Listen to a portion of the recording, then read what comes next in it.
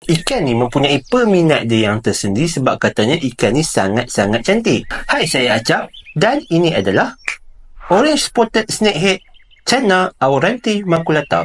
Spesies ni hanya endemik di Sungai Brahmaputra, terletak di Assam, India.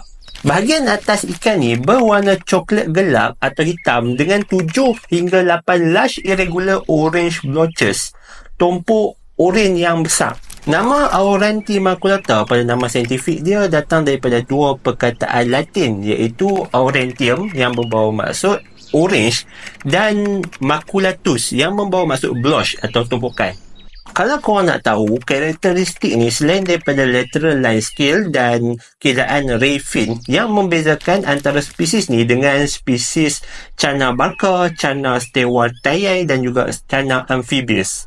Ekologi dan habitat ikan ni merangkumi tasik yang dalam dan jernih, sungai yang berbatu, paya dengan tumbuhan akuatik yang tenggelam.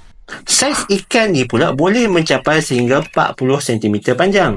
Untuk populasi ikan ni dekat habitat dia memang kurang info dan juga kurang kajian berkenaan dengan populasi dia. Sampaikan IUCN Red List letak status data deficient, kekurangan data pada status ikan ni. Walau bagaimanapun, di sana ikan ni dicari-cari dan mempunyai permintaan yang tinggi dalam sektor akuarium disebabkan oleh warna dia yang cantik. Malah dekat Malaysia pun terdapat komuniti yang membela ikan ni. Tapi pesan saya pada komuniti yang membela ikan ni, kalau korang tak nak bela, jangan lepaskan tahu ikan ni ke perairan kita sebab ikan ni bukan spesies tempatan.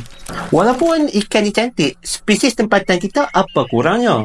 Banyak yang kita belum tahu dan kaji berkenaan dengan spesies tempatan yang kita ada sekarang. Kita boleh ambil iktibar daripada cerita ikan ni untuk kita menghargai spesies tempatan yang tak kurang cantiknya berbanding ikan-ikan di luar negara.